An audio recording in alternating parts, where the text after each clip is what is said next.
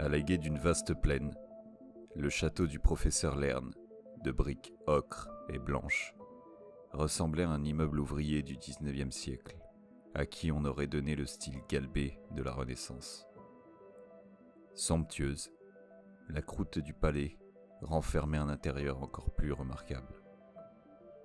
Ses galeries marbrées, son sol lustré, reflétaient l'ardeur de la domestique à blanchir chaque centimètre de la propriété, et le scrupule du professeur Lern à faire appliquer son autorité. Le professeur Lern entreposait dans ce château l'essentiel de ses créations.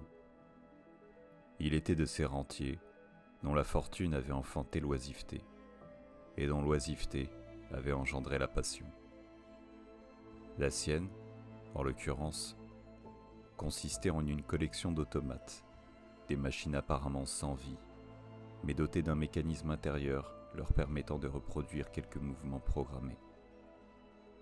Le professeur avait découvert qu'il n'existait pas de limite à ce qu'un créateur habile peut ordonner par le truchement de simples rouages.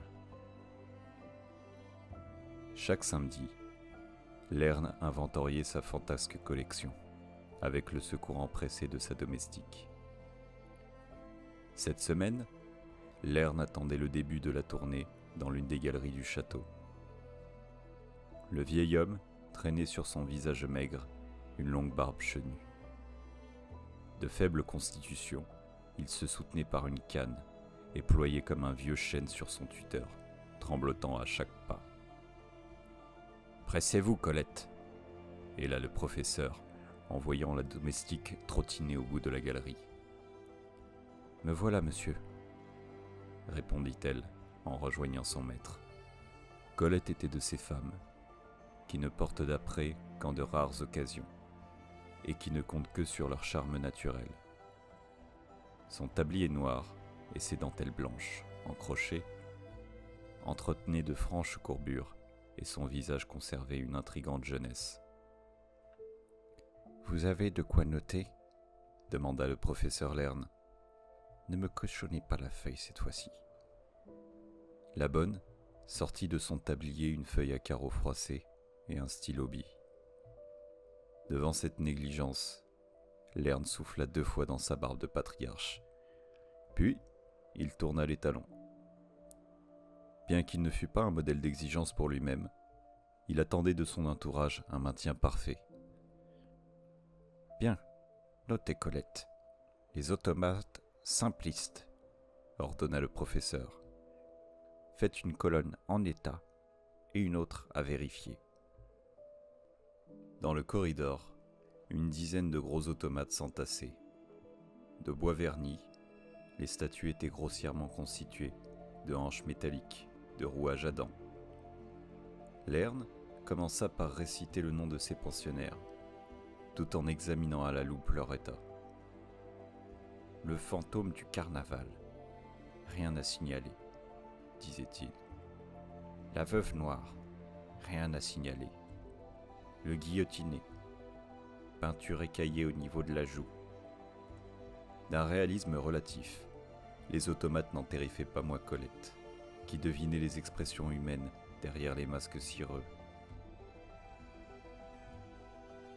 Ils passèrent ensuite au sous-sol, par un antique escalier en colimaçon. Dans ces catacombes ténébreuses, les silhouettes figées des automates prenaient des allures de spectres. Les lèvres tremblantes, Colette piétinait derrière la vieille baderne. Sous des arches humides, les automates étaient éparpillés. Ici, il fallait marcher entre chaque création, comme si chacune réclamait son espace personnel pour justifier son identité propre. Notez, les automates réalistes, précisa Lern en abordant une suite d'arches. Le joueur de flûte, rien à signaler, dit-il en passant devant un premier automate au visage triste et sombre. Sous les voussures trempées d'humidité des caves, les automates commençaient à ressembler à des êtres incarnés. De temps à autre, Lern en actionnait le mécanisme pour vérifier sa bonne marche. Alors, la magie de la programmation conférait aux marionnettes des gestes, des attitudes. Tel était le réalisme de ces créations, qu'on les aurait pris pour de véritables individus.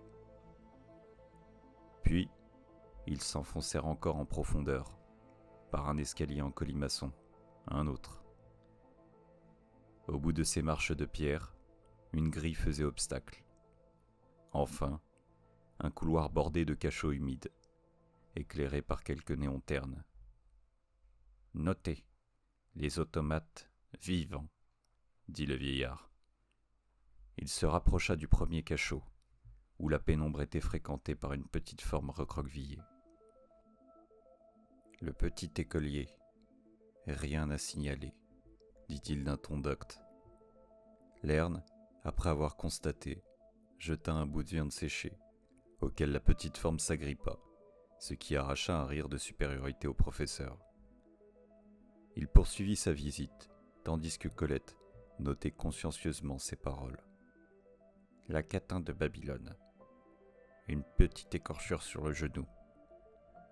Dans l'un des cachots, une femme aux boucles brunes et à la peau hâlée, à la poitrine gonflée et au regard vide, était assise contre le mur.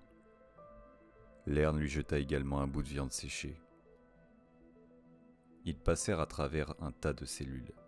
Puis, ils arrivèrent à l'alcôve d'un personnage que le professeur appelait le mime. Depuis son enclos de misère, le mime paraissait détenir les secrets d'une conception inédite. Sur un visage blafard, deux grands yeux tristes, cerclés de mascara, lançaient des regards plaintifs. Une bouche carmin et le tracé d'un visage triste rendaient un aspect désolé et mélancolique. Rien à signaler, dit sèchement le professeur en regardant cette triste face. Finalement, il sortit de son veston une petite fiole d'alcool qu'il fit rouler vers le mime. Celui-ci s'empressa de la dégoupiller et de la boire en intégralité.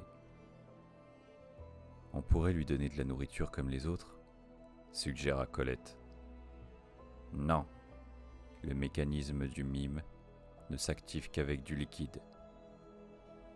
Lorsque le mime eut fini de boire son breuvage, de timides larmes se mirent à couler contre ses joues frêles. Mécanisme à revoir, bourdonna le professeur. L'automate a une fuite. Une fois la routine des constatations terminée, Lern s'approcha d'une dernière cellule. Soudainement, le professeur en ouvrit la porte. Il fixa Colette et lui dit « Rentrez dans votre cage ». Comme tous les automates, Colette n'avait pas de volonté propre. Elle ne pouvait résister à un ordre. Si le professeur se prêtait à cette comédie, c'était pour se donner l'illusion qu'il avait insufflé la vie à ses créations. Quand il se rendait compte de l'artificialité de ces créatures, Lern se rassurait, en s'enivrant de ses propres divagations. Aucun être vivant ne possède de libre arbitre. Dieu a voulu les plantes fixes et immobiles. Quant aux humains, ils ne doivent leur faculté de se mouvoir qu'à quelques rouages supplémentaires que le Seigneur a mis en nous. Avec mes automates, à mon tour, je me fais créateur, disait parfois le vieillard à ses uniques auditeurs. Lern, d'un orgueil profond, se trouvait parfois meilleur créateur que la nature elle-même. Colette rentra donc dans sa cage, et dans quelques jours, le professeur viendrait la chercher pour le ménage, puis pour l'inventaire, de nouveau. Tout était ainsi fait que rien ne déviait jamais de la trajectoire que la vie avait donnée.